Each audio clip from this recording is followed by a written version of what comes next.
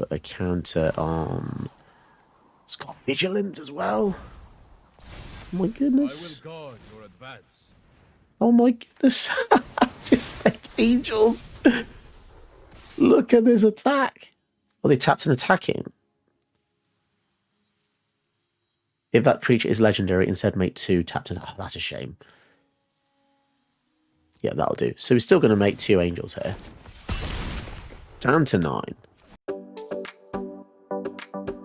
Today's video is simple and effective. We want to get Ojer attack out and start creating creature tokens. Simple as that, because as soon as you do, you will create triple that many.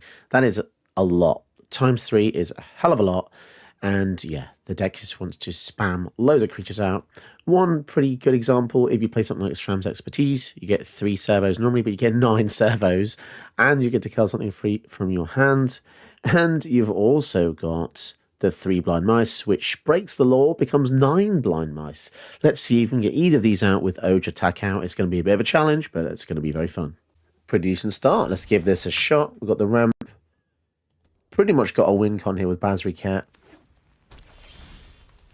And let's just cross our fingers. Got a way to kill one of the mana rocks if they do play one. Allosaurus Shepherd. Not too bothered about that. Go for the Mind Stone first, because that's something I don't mind that they kill compared to the Signet, because I just prefer having the coloured mana, really. Ooh, okay, so next turn we can actually go for Stram's Expertise into Basri Cat, which I think is really good, or we could wait to get the Divine Visitation out, which might just... I mean, that's pretty crazy. No, okay, I think...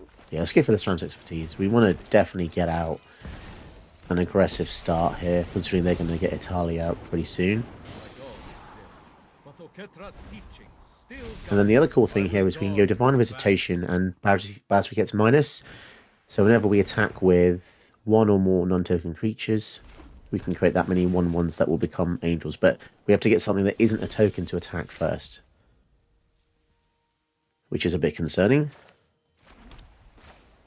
But yeah, we go for Divine Visitation here.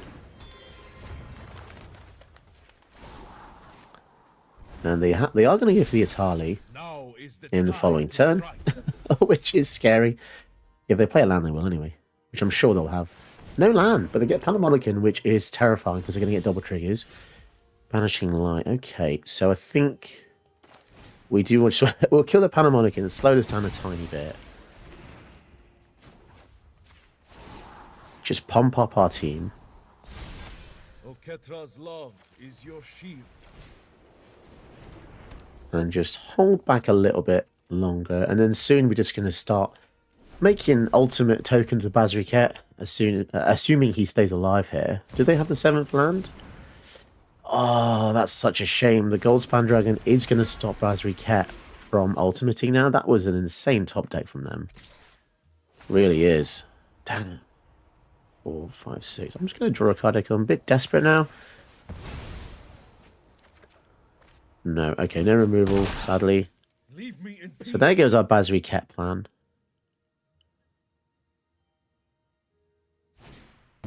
Somberwold Sage. Well, they're definitely going to be able to go for the Itali in the next turn. So let's prepare with Ojer Tuck.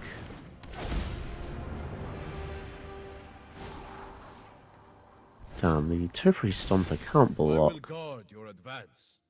So I think we just attack, because it needs 7 lands to attack the block there. Down to 18. So if we go for Monastery Mentor plus anything else with the Divine Visitation out, we're going to get quite a few angels. And they get Elvish Mystic and a Wrath of God. Oh, that's horrible. But Wrath of God would just crush their team. Oh, they are literally just going to do that. So I'm actually going to decline and just have him become a land here. So if you attack with 3 things, then he flips. Wow, okay. They just destroyed their entire team. That is pretty crazy. I really did not expect that to happen, to be perfectly honest. Let's slow them down by exiling one of their mana rampers. They're not going to like this. Oh my goodness, this is beautiful. We'll make the angel bigger as well, so we can compete with the Atali eventually. And if we attack with an equipped creature with Anduril, we're going to make 2 more angels.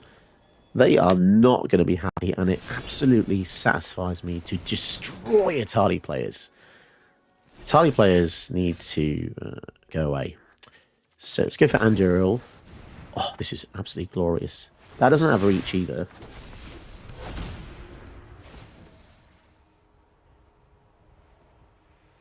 So we could give, yeah, we'll give that to this.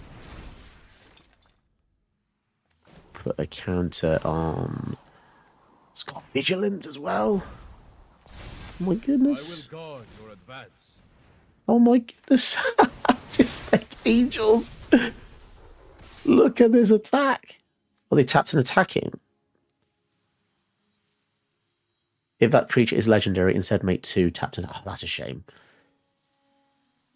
Yeah, that'll do. So we're still going to make 2 angels here. Down to 9. So they need a board wipe or they're dead.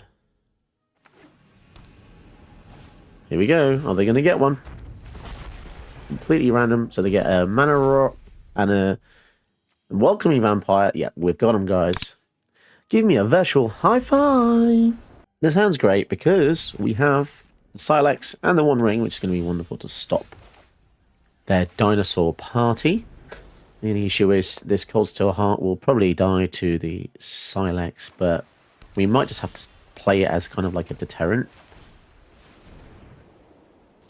Like, we really don't want to use Silex when we've got so many. We've got enchantment, artifact, another artifact, so we'll see what they do. Let's go for the Power Stone here. I wonder if they had a mana tithe or something, or maybe they're going to blow up.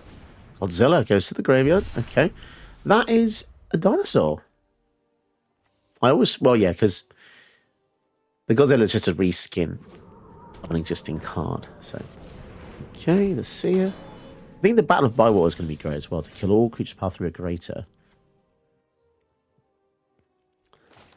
Let's go for the One Ring here, because weirdly enough, our hand isn't that great.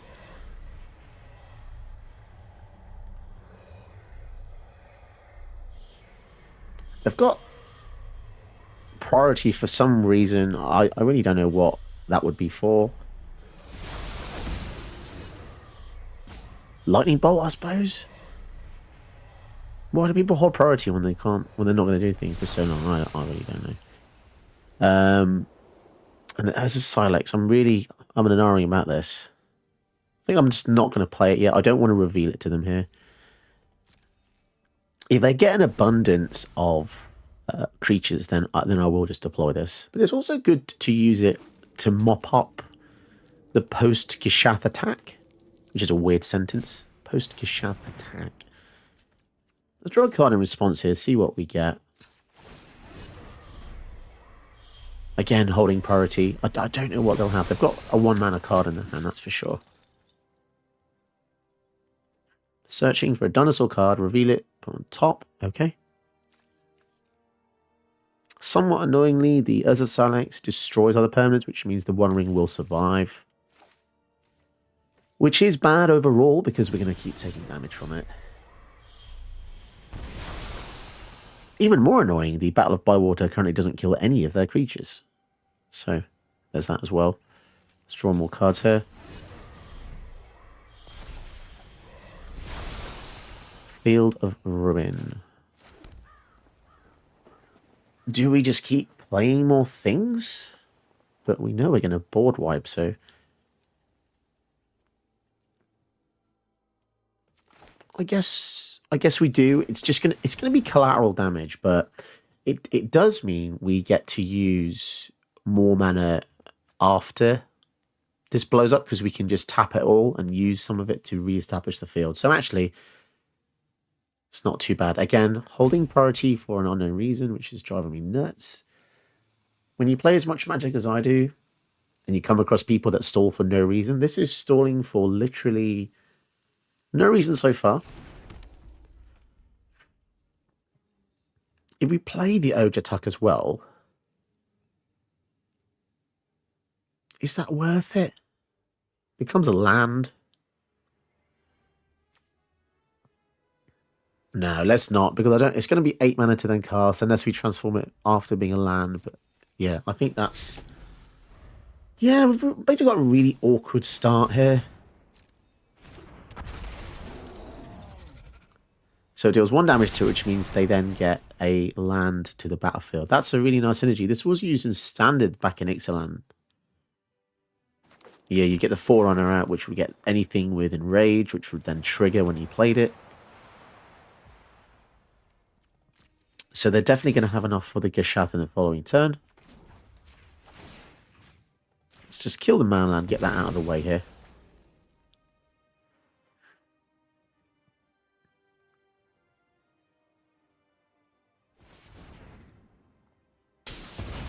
Five, six, 7, 8. So here's the thing. If we just wipe everything out, they are only going to have 7 mana.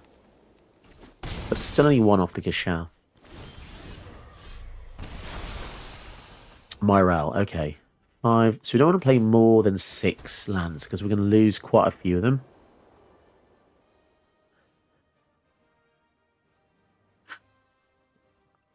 So I think what we're going to do is we are just going to take a huge hit in their turn. Because we want to kill Geshath and everything else it gets out. Yeah, this is a hugely risky maneuver I'm pulling off here. Especially because we're going to keep taking damage from the 1 ring and no real way to stop it yet. So here it is. Let's just draw a card in response. Okay, so we do get the Fragment Reality. But I think I want to use this later on. I'm playing the long game here.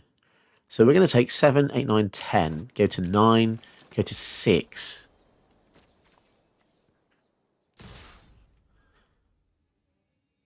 Yes, this is really, really going to hurt. Unless we just... Issue is they've got so many lands. 4, 5, 6, 7, 8, 9, 10. We could just exile the Geshath here.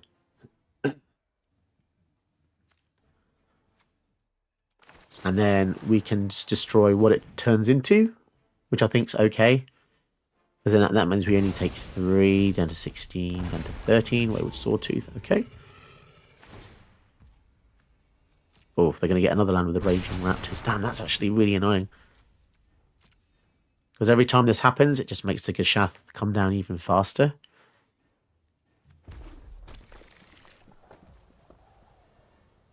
And... okay. Down to 16. Down to 13.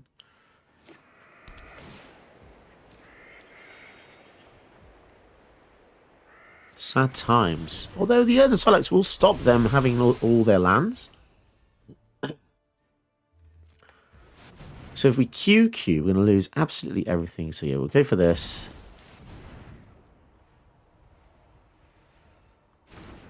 We could even use the Loran's escape to protect something like the Worn Power Stone if we really wanted to. Do we want to do that?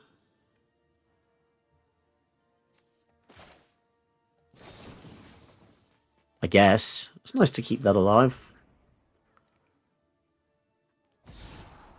And we can bottom that and don't really care about having more of those.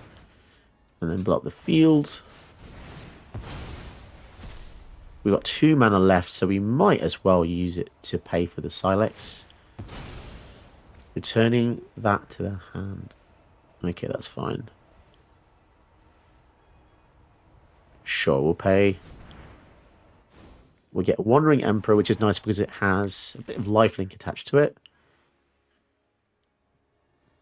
Now, this is really going to sting them because they've got loads of land. So actually, them getting them out of the Raging Raptors doesn't really make too much difference here. We keep all our lands and 2 important things there as well. Okay, so now, essentially, we're just going to die to our own 1 ring in a few turns. So we have to be careful. But I don't think we're going to see their Geshath anytime soon. It is 10 mana. Trample, Discover 5. Oh, geez. That's very strong. They get a chromatic lantern. We can kill that with the Loran, so I'm not too bothered.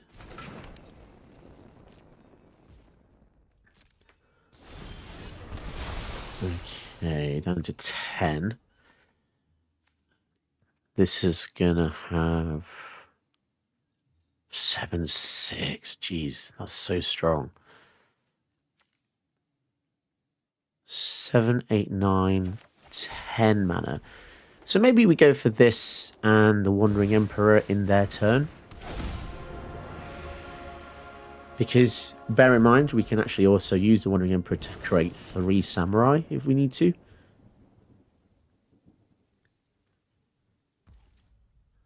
Let's see what they do. Let's hope they don't have any kind of protection. Let's see if, firstly, this can resolve.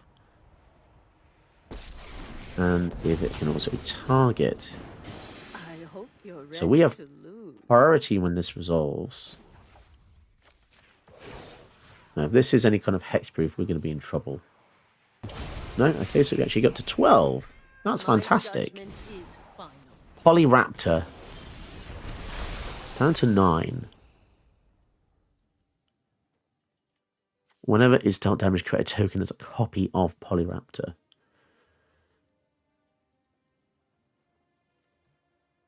Well, 3, 4, 5, 6, 7, 8. I think I want to swing in and then use the Battle of Bywater. Vigilance is crazy good.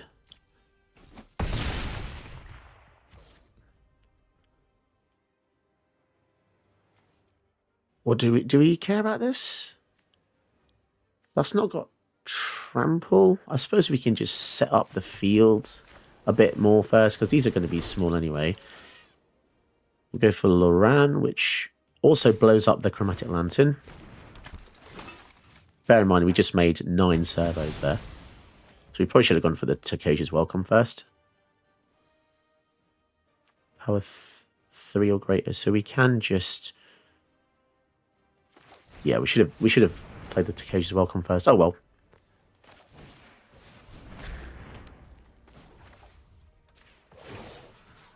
And that's already pretty big. Let's make it even bigger. And pass a turn. Somehow we greet our enemies. I am a bit scared. Huntmaster, so they can give dinosaurs haste. Sure thing. And a Ripjaw Raptor. Can we survive? We're going to be down to 6 in our turn. So it doesn't give us a very big window, does it? Another land.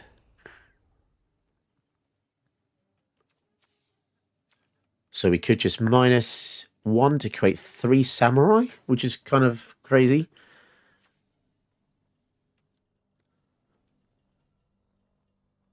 Will they actually block?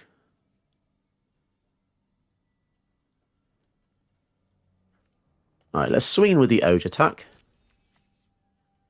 We are running out of time very badly.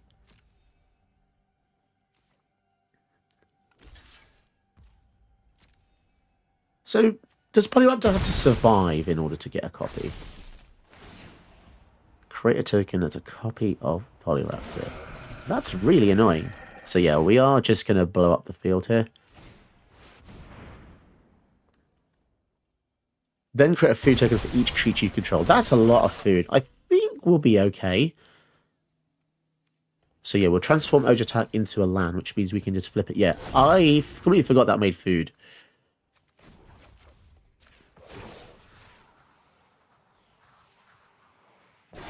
Yeah, I think the 30 life we've just gained from these foods means we're going to be perfectly fine. Let's just gain some now in case they have some crazy uncounterable thing in their turn. And yeah, we'll pass to them. Wow. This is freaking crazy, this card. It's essentially a uber powerful token synergy removal. So they can just give that haste right now if they want to. But then they're going to be dealing with all of our 1/1s. gain 3, so we're down up to 12. I reckon we can even draw some more here if we want to. Lose 4, go to 8. Surge of Salvation. Oh, ho, ho. Flowering of the White Tree. That is pretty much game ending, I think. Wow, double the power of our creatures, basically. Expropriate damage to black and red sources would deal. Wowzers! That's so freaking awesome, this deck! Okay, here we go. Another really fantastic hand. Mono White's in a seriously good position right now. Really good. The Day of Judgment probably makes his hand really good as well, because the Nikanzel wants to spam the field with Merfolk. Skrelv's Hive. Wow, wow, wow. Again, really great here. Even though we make loads of tokens in the deck, don't be scared to use board wipes, because you never know when your opponent has more creatures than you, and you will panic if you cannot deal. Only downside with these tokens is they cannot block. Okay, nice. So, what we're going to do, we're going to go for the Basri. And the Basri is going to be a bit of a decoy, because they're now going to feel under pressure to take care of the Basri, and they might deploy more things to the board. But in doing so, they're going to lose everything due to our Day of Judgment. And I'm happy to lose. We can lose a couple of Phyrexian Might tokens, but it's definitely worth it to keep Basri kept alive. Oh, and we're going to get a Beast Whisperer as well, which is top tier card for a creature deck. This is getting rough. Okay, so put a counter on here. They will not block this. 100%. I will guard your advance. They are not going to block this 3/3 because they want to get card advantage with the Beast Whisperer. Unless they're maniacs, of course, but still only Toxic 1. And it's indestructible as well. Which actually synergizes very well with my next move, funnily enough. Day of Jugement. Taking them down to 19 with only 3 lands. Nikanzel. Any explore creatures? There we go. So they see a land on top, they can put it in the battlefield. Such a good character. Such a good commander. Okay, so the land restoration gets us another land, so we can then play the Ojer Tuck next turn as well, which is very nice. And I feel really mean doing this, but yeah, we'll just kill the Nikanzel.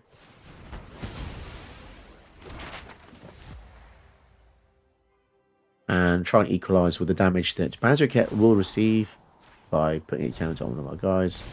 And then swing it in. So yeah, the map tokens, they really are just inconsequential when you're killing your opponent's best creature. Like, yeah, they give them a bit of value. And explore synergizes with their deck, which is scary. That's why we have to kill this. I suppose making this bigger is pseudo-problematic when we try and ultimate the Bazooket, but I mean, it doesn't look like they're actually going to deal with our Phyrexians at any time soon, so we're probably just going to be able to push these through. Master up the pile, trying to make it a 3/3. Okay, so Basri's going down pretty low. I offer you peace. Halo Fountain. What's in the graveyard that we want? Nothing. So, yeah, we're just not going to discard. We want to keep all of our things. I guess we'll go for Ojer Tuck here. He's already really big, so maybe we... He's already big anyway. Yeah, we're just going to push through some more damage, I think. And remember, we can't block these mites anyway, so let's just push them through. They'll be down to 8. We can only block one of their creatures with the Ojer Tuck, but as I said, they are on the verge of death, to be perfectly honest. I mean, they're starting to die from poison, they're dying from regular damage. Unsummon. It's a pretty good one. So now they can take care of the Basri Cat. Rodalian Tidemage. Deal damage to a player, choose a creature, get a duplicate. But that's very strong, because now they can replay the C-Note Scout. I have no idea what C-Note means. Sadly, Bazooket bites the dust, but he's proven his worth in multiple games today. Now they have a 4/4 we have to contend with. The one ring, that's also good. But the Halo Fountain can make us draw. I think we'll just go for Ojer attack here because we really just want to. We really want to synergize getting loads of tokens. At least we have blockers. What's making this bigger? Oh, this guy. So the Master of the Pearl Trident. This guy really needs to be dealt with, to be honest. We are hemorrhaging a little bit of life because we can't block lately. Mortal Sun makes the whole team huge. That is somewhat scary. Mondrak. Oh my. So we can untap a tap creature to create 3 more creatures. That's pretty crazy. But I think we really want to see how many extra tokens we can get here. So let's hold off a little bit longer because we want to do the absolute memes. So far, we make a token, we make times 2 times 3, and you choose the order because they're 2 replacement effects, so you choose the order in which they apply. Although it makes no difference here, times 2 times 3, I suppose. It's the same maths. If there was plus and then times, then you'd want to do the plus first. But because they're both multiply, I'm pretty sure it's the same. I'm sure you mathematicians out there are screaming at me, going, no! That's creatures. Okay, so they're going to get rid of Skrelv's Hive. That's sad. That's what we were going to go crazy with. We're almost certainly going to make... Oh no, they've got Transmog Wand. No, they're going to kill one of our things. Most likely our Ojer attack. But again, we can flip it so easily. It's probably the best one to flip. Only take 3 more creatures. They're going to go for the Architect. Oh, we're going to sack him in response then. To make our Mondrak indestructible. Yeah, this Transmog Wand is a pretty good draw for them. And this freaking 5/5 is annoying me now, but... Okay. Do we use the Loran here to kill the Transmog Wand? We'll go for the Halo Fountain. Let's go for the Halo Fountain. And let's do some silly things. I think we're just going to attack. I think we're just going to do that. So we can untap a creature to create 6 creatures. That's wild. Okay. So this is indestructible. So we'll unsack the Mondrak so we can use him as a blocker in the following turn. And they have some kind of response here. Counter. Tidebinder. Counter activate ability. An ability of an artifact or creature is countered. Lose all abilities for as long as that's on the battlefield. Ugh. So that's now... Wait, it's still indestructible. Oh, because the counter is what gives it indestructible. The indestructibility... Oh, they're at 1! They lose all their things. That's pretty crazy. And then, yeah, now we go for Loran. And I think we're just going to kill the Immortal Sun, because now I don't really care about the Mug Wand, considering we have lethal no matter what happens here. And it does reduce the amount of cards they draw, which ideally reduces their chances of winning. And they kill themselves. Yes! That was so cool. You never think you're going to have so much fun with a mono white deck. But yeah, as I said in one of the games, mono white's come a long way now these days. It's in a really good position because I've got so much great support and removal from Esper Sentinel, Fragment, Reality, Swords, Declaration in Stone, Fateful Absence, and Get Lost. The removal is really good. You've got so many just great ways to pad the deck out, like the One Ring. You've got the Bazooket is winning common stick. Worn Power Stone means you can cast Ojer attack a lot easier. In terms of the synergy in the deck, anything that creates 2, 3, 4 things, it's going to be exponentially better than just 1. So that's why, as we said before, we've got the stuff like SRAM's Expertise, which makes, 3 tokens. The Mondrak doubles the tokens you make, which is like a baby version of Ojer attack. Halo Fountain makes lots of tokens as well over time. 3 Blind Mice as well. So these are like essentials that you want to put in the deck. It's also padded out by some Anthem effects, which makes your tokens even better. Flying on the White Trees, proving itself time and time again to be fantastic Anthem effect. I really like the Battle of Bywater. This surprised me. Even if you don't kill anything, you still get X food tokens, which, as you saw in that game, pretty much secured my victory and made me not die from the life loss of the One Ring, so it mitigated that. Stuff like In the Trenches is quite cool as well, because it gives your creatures a go wide effect, and is a removal spell on top of that, which is really cool. And there's a fair few ways to draw some cards as well. Wedding Announcement can do this. To Cage's Welcome can do this, which is really nice. And yeah, as a Silex as well, is a really nice way to stabilize against green. If you're struggling against green ramp and you're using white, as a Silex is a surefire way to prevent green decks from going crazy. This is absolutely essential in the meta because green decks are almost unstoppable when they get to like 7, 8, 9 lands. They can do whatever the hell they want. This tells them to shut the hell up, sit back down, and play fair magic again. And that's what we like on the channel. We like a bit of fair magic. Nothing too crazy. I mean, this is a 6 mana commander, for instance. You know, nothing winning too quickly. But yeah, if you do want to copy the deck, see the deck list, it's in the description below. And also, if you've appreciated today's video and you learned something new or you enjoyed part of the video, why don't you like, subscribe, and perhaps consider supporting the channel via my Patreon account, where you can donate to the channel. And if you become an Adult Dragon member, you get a custom video of your choice, one-time redemption. And if you don't want to do that, you can support the channel via my Ko-fi account, which is also in the description below. Did you know that you can help my channel by watching another one of my videos? Go ahead, you know you want to.